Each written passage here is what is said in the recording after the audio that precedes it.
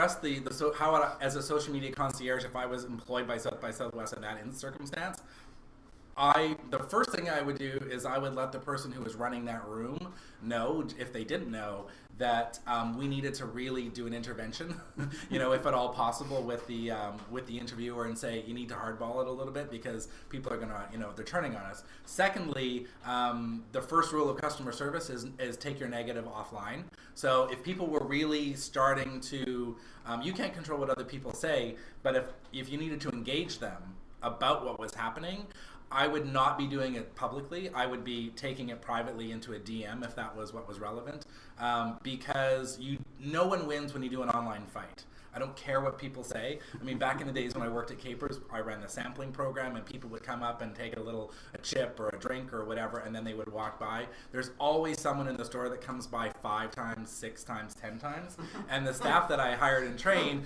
would always try to reduce their visits to 1 or 2, and I said, you can't do that, because if we create a situation where someone then gets upset and you have no idea, it's like road rage, it's like food sample rage, like, what are you talking about? I can't have another one. You know how much money I spend here?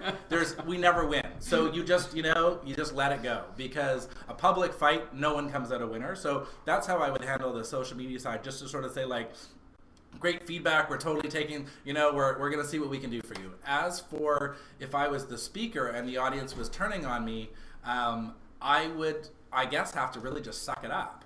And, and when I was done, I just have to sort of reevaluate why, I would talk to the conference folks and say, like, this is what you brought me in to talk about. That's what I talked about. And obviously your audience didn't listen, or that's not what they wanted to hear. Yeah. So better communication. But I think that, hey, it's a job. So basically the audience fired them. Ultimately, it comes back to listening. Yeah, and I think that, I don't know anybody who's not been fired, but I think being fired is actually brilliantly useful. So I don't want to be fired anymore. I think I've learned enough. But I've been fired once in my life, and that was okay.